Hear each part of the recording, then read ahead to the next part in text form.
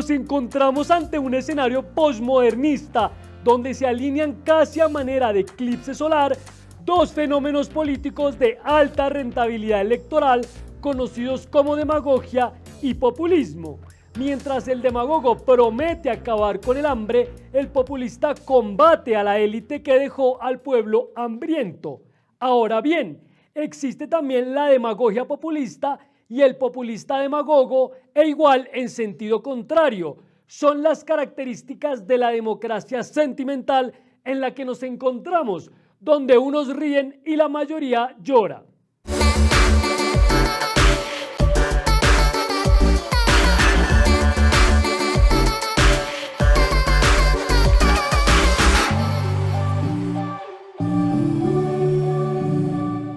Gente, bienvenidos, bienvenidas. Hoy es jueves, son las 8 p.m. y faltan 17 días para la segunda vuelta presidencial.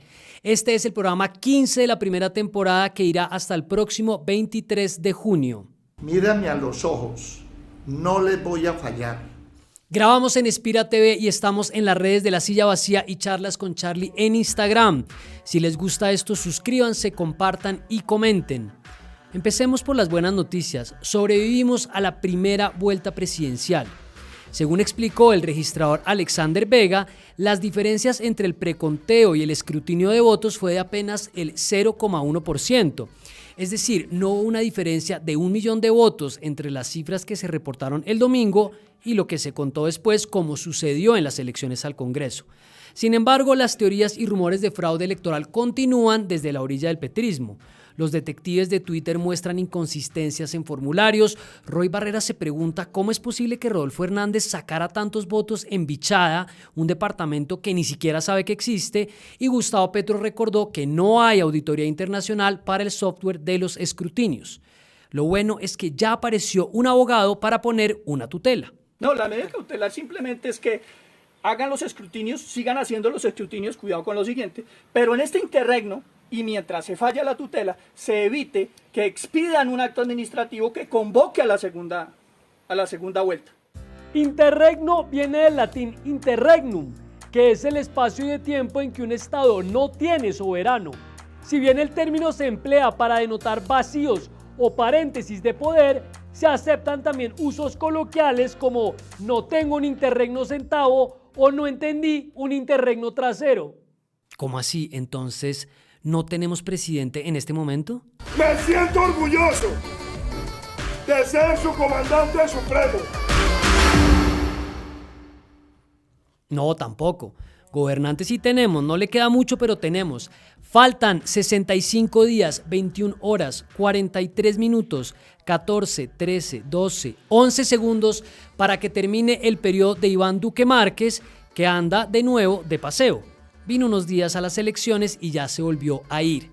Ahora está en Washington conmemorando los 200 años de las relaciones entre Estados Unidos y Colombia, una celebración que se inventó el gobierno colombiano. Vuelve mañana, pero ustedes saben, cuando uno está buscando empleo, tiene que moverse.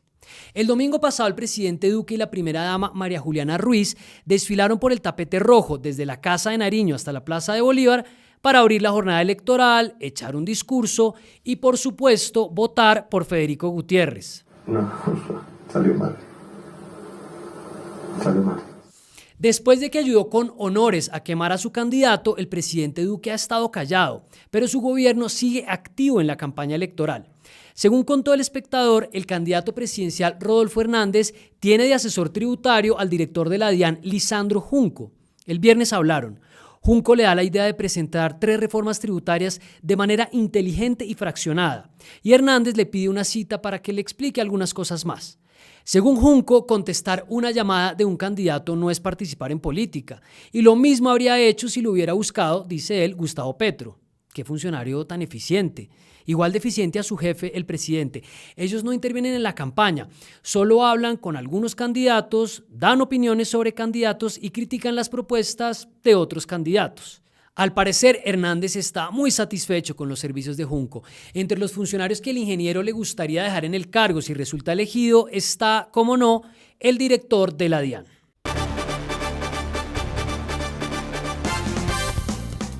Mucha atención, reiniciamos nuestro cubrimiento in situ, live, segundo a segundo desde los majestuosos salones de la Casa de Nari, sede de campaña de Iván Duque Márquez. Dice el poeta del fútbol que perder es ganar un poco y ese es el ambiente que se respira en las huestes duquistas. La combustión inminente de la presunta neoliberal Federico Gutiérrez tuvo al mandatario acongojado el domingo pasado consumiendo alimentos con alto contenido calórico. Sin embargo, el repunte del candidato octogenario le devolvió la sonrisa al primer mandatario, según confirmaron fuentes cercanas. Hoy reina el optimismo por la posible derrota del presunto populista Gustavo Petro a manos del veterano constructor. No se descarta un guiño, un mensaje o, por qué no, una adhesión a través de un baile con guitarra en TikTok. Seguiremos informando.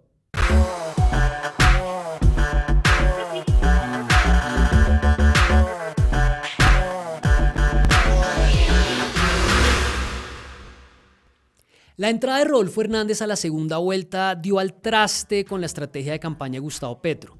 La propuesta de Petro durante años ha sido básicamente el antiuribismo y con Federico Gutiérrez como contrincante el manual funcionaba a la perfección y la victoria parecía asegurada. Sin terminar de encajar el golpe después de que ya se sentía presidente, Petro y el petrismo intentan colgarle al ingeniero de alguna forma el apellido Uribe. No le vamos a poner el etiquete es que Uribe entonces mandó a sus electores a votar por Rodolfo. No, porque Rodolfo les representa como la personalidad más cercana a Uribe. Es un pensamiento conservador, muy tradicional en Colombia, fuerte, respetable y fuerte. El petrismo está buscando votos hasta debajo de las piedras. Incluso los influenciadores y las bodegas del pacto, que madreaban tibios por deporte, andan ahora recitando poemas. Es el momento de hacer historia desde el amor y el diálogo. Concuerdo con Levi Rincón y Beto Coral. Hay que bajar la cabeza en este momento cuando el país nos necesita a todos. No es momento de pelearnos por egos. Sí hay que tomarnos un café con quienes hemos tenido peleas. Durante toda la semana, Petro ha recogido apoyos al por mayor y al de tal. Ya están allá la fórmula vicepresidencial de Sergio Fajardo, Luis Gilberto Murillo, la excandidata al Senado del Nuevo Liberalismo Mabel Lara, el exministro de Santos Guillermo Rivera y, aunque está por confirmarse, también Alejandro Gaviria y Antanas Mocus. El santismo y una parte del centro están entonces en el pacto histórico, a donde llegaron hace rato Armando Benedetti y Roy Barreras. Los hermanos Galán anunciarán en cualquier momento una decisión y Sergio Fajardo, que estaba en campaña de expectativa, apareció hoy con Juan Fernando Cristo y Jorge Enrique Robledo al lado de Rodolfo Hernández. Yo no inspiro nada. En Bogotá, la alcaldesa Claudia López, que tiene un acuerdo de no agresión con Petro desde el año pasado, parece jugarle a los dos bandos. Pero su esposa, la senadora verde Angélica Lozano, hizo una advertencia hoy. Antes de decir a quién apoya, ella quiere ver cómo van a votar los concejales petristas de la ciudad el cupo de endeudamiento que necesita la alcaldesa para avanzar con el metro. Quiero ver cómo votan. Yo quiero ver cómo van a votar la plenaria y eso me va a dar elementos de juicio para decidir. Qué bonita es la política, ¿no? ¿Terminará la primera pareja de la capital montada en la Rodolfoneta?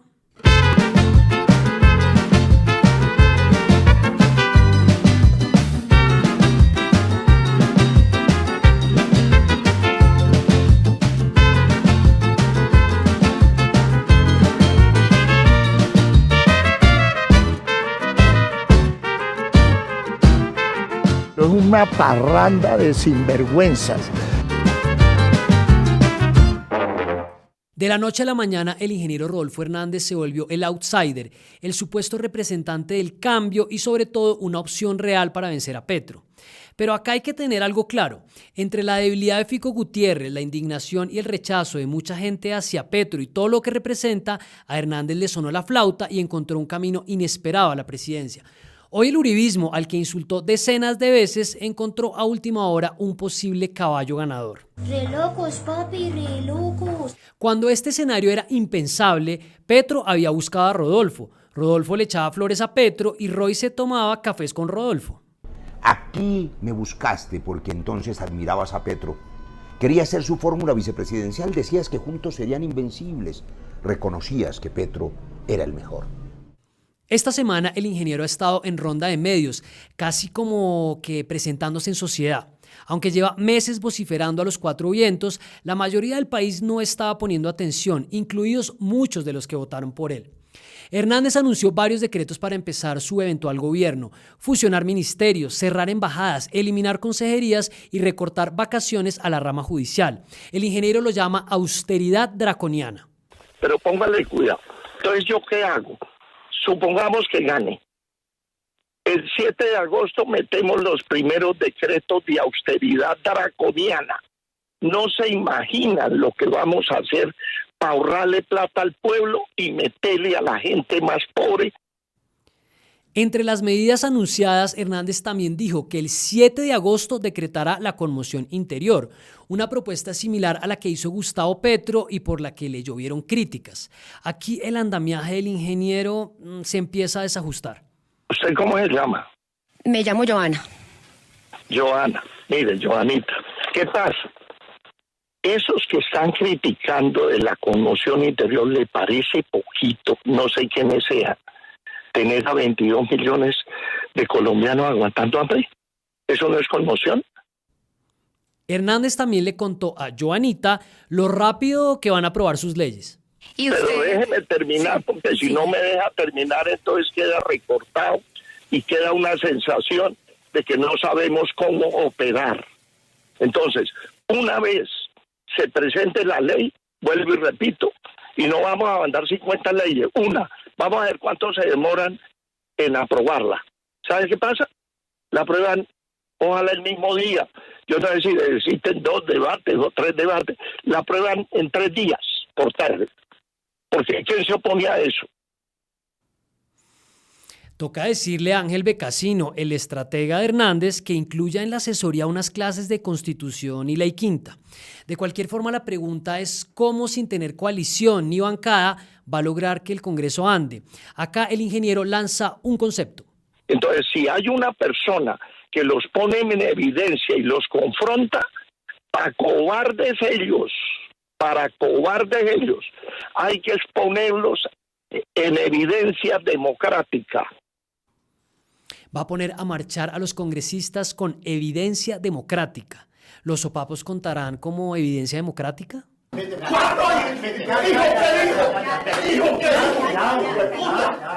Rodolfo Hernández está imputado formalmente por delitos de corrupción. Como han explicado varios medios, hay indicios muy serios de que como alcalde de Bucaramanga cometió irregularidades a favor de su hijo y participó en el entramado de un millonario negocio por el manejo de las basuras en la ciudad. Sin embargo, el hoy candidato despacha esas acusaciones como una persecución. Pues claro, ¿cómo no voy a estar imputado si era una gavilla que me quería sacar de la alcaldía? Y no solamente 200 denuncias me metieron. Las primeras encuestas indican que Rodolfo Hernández le ganaría en segunda vuelta a Gustavo Petro. A lo mejor es hora de acostumbrarnos a oírlo hablar. De hecho, ya prometió que si llega a ser presidente, dará una conferencia de prensa matutina todos los días como AMLO en México. Y si un día amanece indispuesto, afónico o con un resfriado, puede mandar de reemplazo a su mamá. Esos vagamundos que tienen allá haciéndose la paja y nosotros aquí trabajando para que... ¿No es así? No es ahora.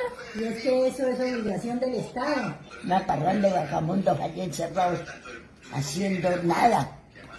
Y los que estamos trabajando tenemos que pagar semanalmente tanto para darles de tragar esos vagamundos. Pónganlos a trabajar como nosotros trabajamos.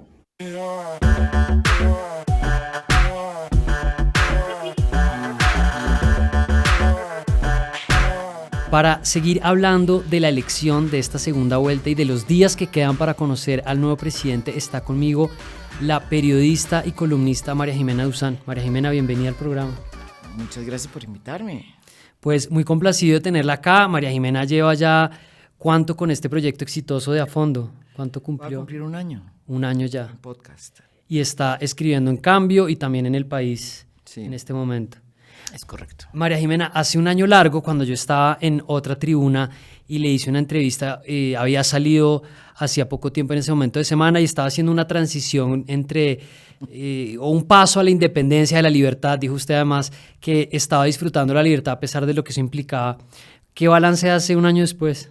¿Cómo ha estado este recorrido? No hay nada como la libertad y la independencia, la verdad. Sigo así y estoy muy contenta.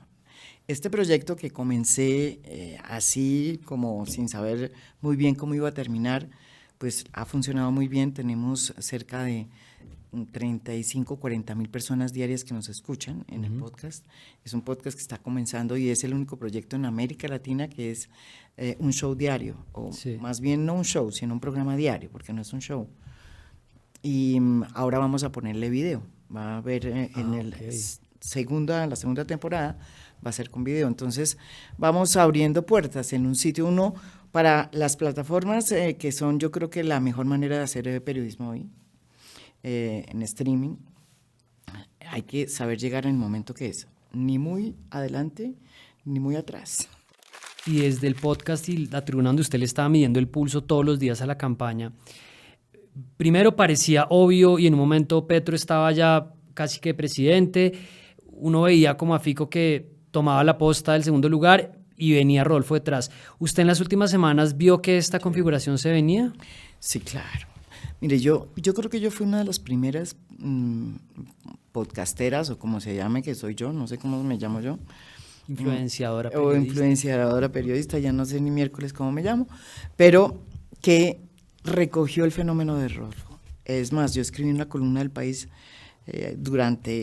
cuando ya ni siquiera ese señor hacía pinitos en los medios de comunicación colombianos, su fenómeno como tiktokero, porque él comenzó siendo un fenómeno del TikTok. Usted habló con Ángel Becasino cuando estaba, creo que ni siquiera había entrado en ese momento a la campaña. Nada, yo llamé a Ángel Becasino para que explicara el fenómeno del TikTok, y cómo era que las redes estaban moviendo las candidaturas.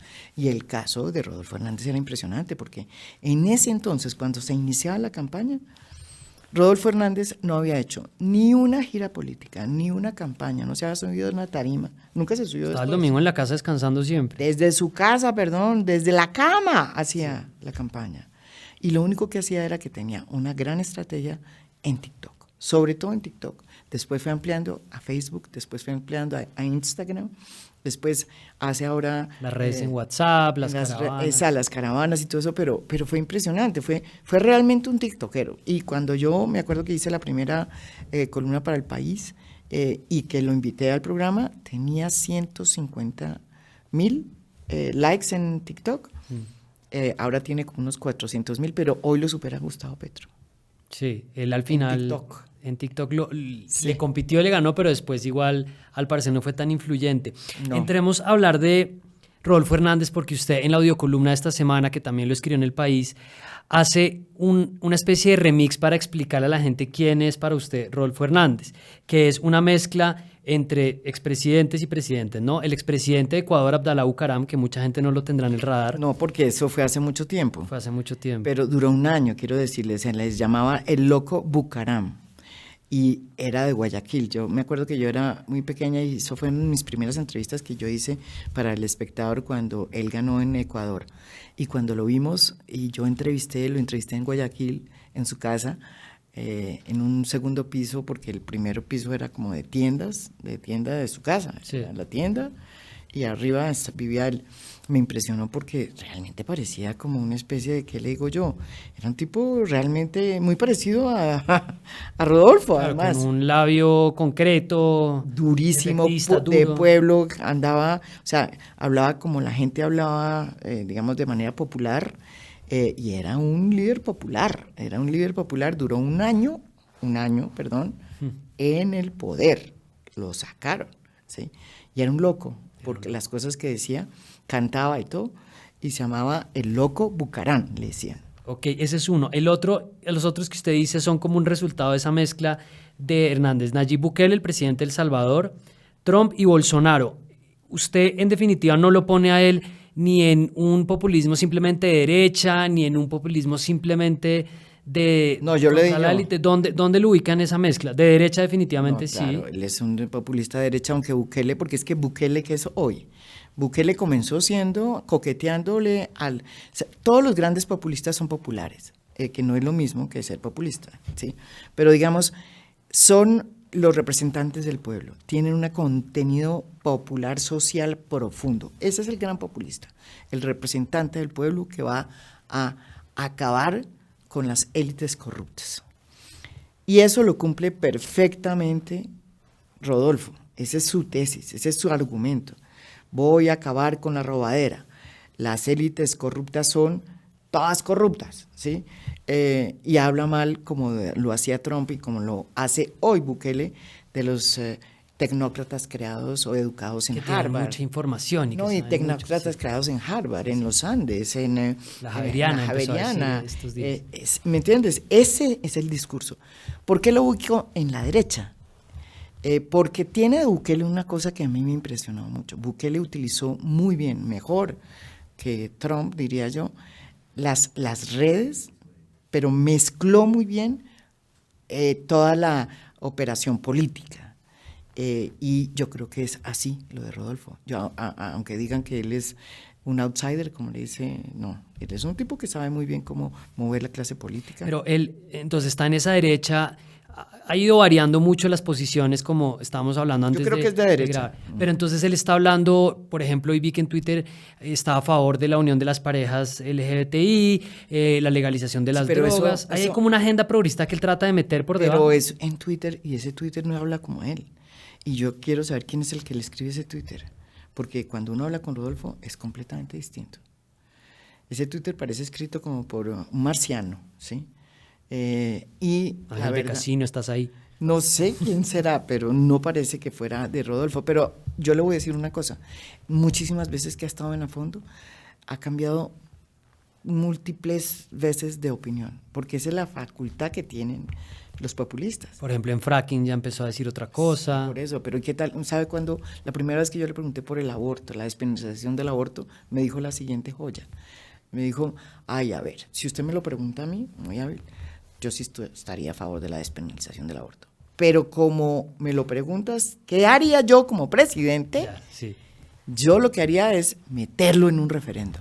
A ver, ¿eso qué significa? Sí, ahí se sale el... No, es que eso es lo que es. Y los referéndums son el instrumento especial utilizado por los grandes, digamos, forjadores del populismo. ¿Y por qué es de derechas? Porque el electorado es muy interesante, el electorado, según los encuestadores, de Rodolfo, es un electorado conservador, sobre todo proveniente de los municipios campesinos de Colombia.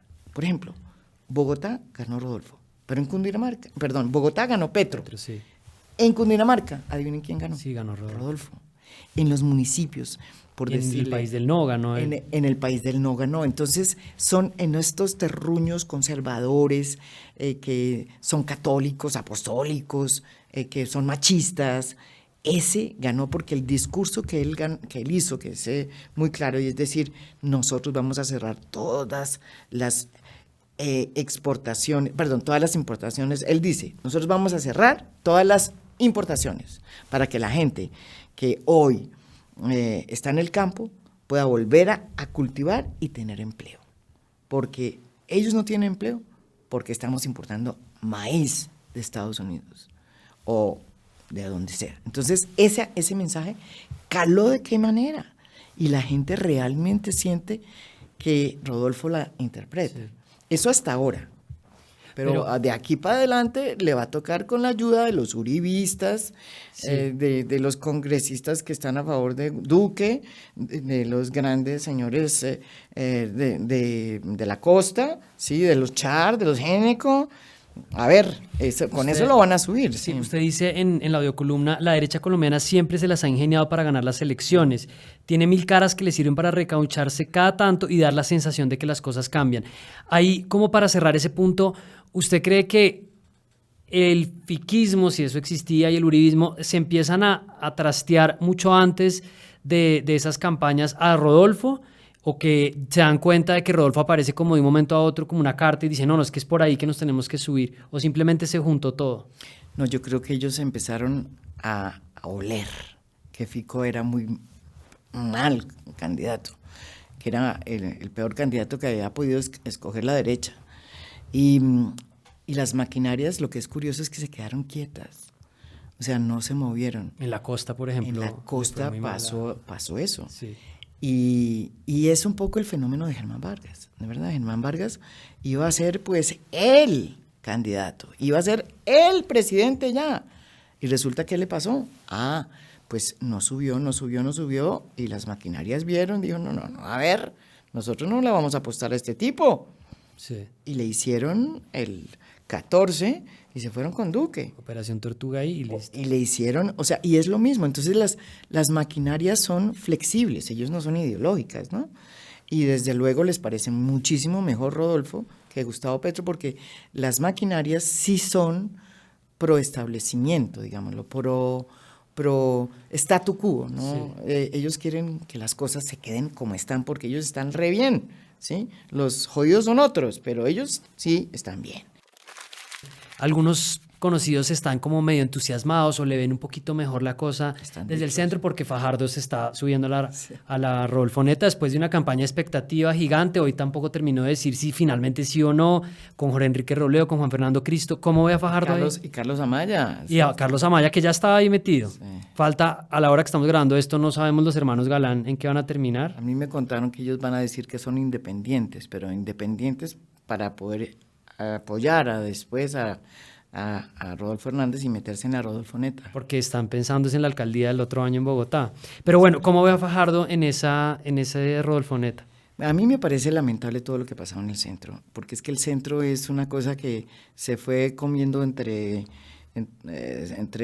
sus propios, entre sus propios miembros, terminaron comiéndose unos a otros.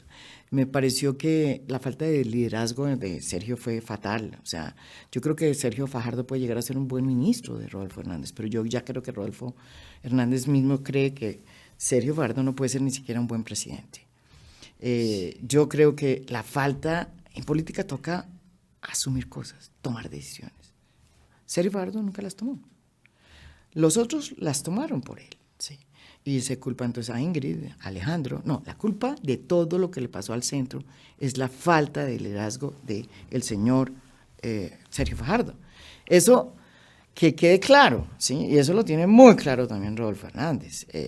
Y además de eso, pues la incoherencia supina, pues porque un tipo que dice que es decente, ¿no? Que su campaña más importante es porque es decente, ¿sí? Y que porque es transparente, que porque la lucha contra la corrupción. Resulta que se fue con un señor que es muy buena persona, no digo que no. Rodolfo Hernández es un tipo agradable, querido, todo lo contrario de Petro. Todo eso es cierto. Pero se fue con una persona que tiene un proceso, no solamente un proceso por corrupción, es que está acusado por la fiscalía y un juez ya ordenó su juicio. Y además desde antes de la campaña, esto está desde 2020 dando vuelta. Perdón, y por una coima, o sea, un proceso en donde está él vinculado en un proceso de corrupción, cuando él fue alcalde de Bucaramanga, porque redireccionó un contrato millonario de $100 millones, ¿sí? Que iba a beneficiar a uno de sus hijos. ¿Dónde queda Gustavo Petro? Porque dice Rodolfo Hernández, es que allá están los Royce, allá están los Benedetti, allá están las Piedad de Córdoba, y pues uno lo ve buscando votos debajo de las piedras, allá estuvo en la costa recibiendo gente, bueno, lo que vimos en la campaña. ¿Cómo ve a usted a Petro en estas semanas tratando de recortarle pues una ventaja que en teoría ya no tiene contra es que ahora, a ver, ¿cuál es la situación de Gustavo Petro? Gustavo Petro le toca arañar prácticamente ya lo que puede arañar, porque ya la mayoría de gente que vaya a votar por Petro la votó en la primera vuelta. Entonces, a pesar de que, según los números, él necesita de pocos votos para poder ser el triunfador, pues no tiene de dónde arañar. Ya, eso es lo que estoy diciendo. En cambio, Rodolfo, que necesita más votos, sí tiene de dónde arañar, porque se le subió todo el mundo en la Rodolfoneta.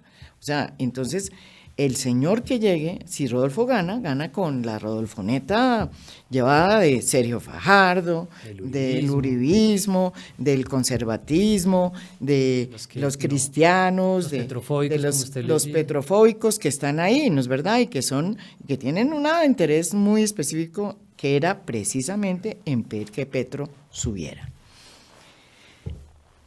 En el caso de Petro es es difícil que logre sumar más. Y como hay esta petrofobia que yo he llamado, he llamado esta petrofobia a este miedo irracional que se genera a partir de hechos que no siempre son reales, ¿sí? Y que obviamente está asusado a veces por cosas que él hace, declaraciones imprecisas que hace, cosas que uno no entiende tampoco, que habla y que no cuadran ni siquiera las finanzas cuando plantea las cosas. Pero más allá de que eso sea cierto, yo sí creo que sobre cada imprecisión o discusión que pueda ser complicada de asumir, pues pesa esa petrofobia. Hay gente que no va a permitir en este país todavía que un exguerrillero, a mí me lo han dicho claramente, sí, que un exguerrillero vaya a llegar al poder es imposible. Ellos no pueden votar por él, no quieren. Y eso es una realidad en Colombia. Pero María Jimena, ¿usted entonces ve con unos ojos menos críticos a este Gustavo Petro comparado con el 2018? Pues bueno, la gente en redes critica cualquier posición que se asuma, pero le critican que usted, dentro de esos análisis más críticos hacia el uribismo, con un enfoque en particular, se subió. Pues no existe, digamos, la Petroneta en este momento, pero que estaba apoyando al candidato. No, es que acá es increíble. Entonces, si uno habla de Vitalogic y plantea qué fue lo que pasó con un caso como de corrupción en el tema de Rodolfo Hernández, entonces uno es petrista, ¿sí? Y si uno le dice que Rodolfo Hernández es buena persona, que tiene facultades para esto y esto, y reconoce que, pues, por lo menos hasta la primera vuelta él hizo las cosas bien a punta de TikTok, sin una campaña que costara, entonces también uno es de Rodolfo Hernández. Es que yo también creo que en juego en todo esto está el periodismo. Yo creo que el periodismo es el gran vapuleado también de todas estas cosas. Uno tiene que aprender a ver los grises. A mí, cuando me llamó Cambio para decir que se iba con Gustavo Petro a hacer una crónica cuando él iba a ir a ver a Boric en su posesión, sí, a Chile, al presidente chileno, yo dije que sí, iba a hacer una crónica. Hice una crónica y me impresionó ver cómo había de diferencias entre Gabriel Boric, su izquierda, y la izquierda de Gustavo Petro. Y hice una crónica y señalé las diferencias.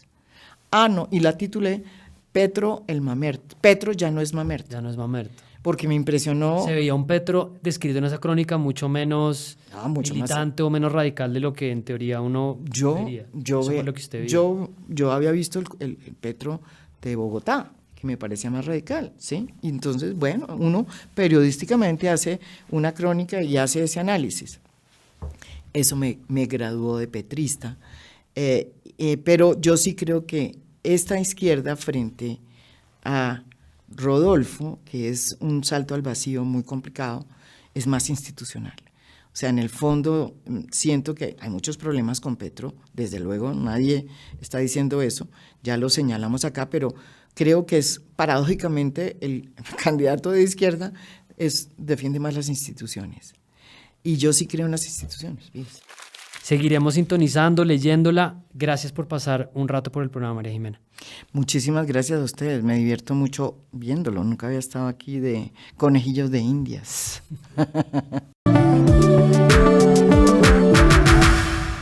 Antes de irnos, después de incumplir la ley por varias semanas, ayer finalmente el presidente Iván Duque designó a Jennifer André Uribe, secretaria de Salud de la ciudad, como alcaldesa encargada de Medellín. Recordemos que la procuradora Margarita Cabello suspendió a Daniel Quintero por participación en política. Terminó entonces el encargo del consejero presidencial y comisionado de paz Juan Camilo Restrepo. Duró 21 días de alcalde encargado, pero fueron suficientes para cambiarle la cara a la ciudad. Pero también me propuse recuperar la unidad. El liderazgo del siglo XXI es el que une lo público y lo privado. Y en estos momentos de crisis, que está tan resquebrajada dicha unidad, me propuse lograr unirlos. Creo que llevamos un buen camino en ese sentido. Impresionante. Dejó adelantado el proceso de unión de Medellín en 21 días. Deberíamos contratarlo para que adelante el proceso de despolarización del país. Por favor, un homenaje a este funcionario recto. Nos vemos el próximo jueves. Suscríbanse, comenten, compartan. ¡Chao! La Rodolfoneta constituye el advenimiento anticipado del metaverso político, donde la combinación variopinta de las denominadas redes sociales y las redes clientelares se fusionan y se vuelven indivisibles. En la Rodolfoneta no existen enemigos ni aliados. Se trata de una especie de transporte intermunicipal para no perder el botín burocrático y la influencia. En este metaverso se aceptan todos los medios de pago, incluidas las criptomonedas.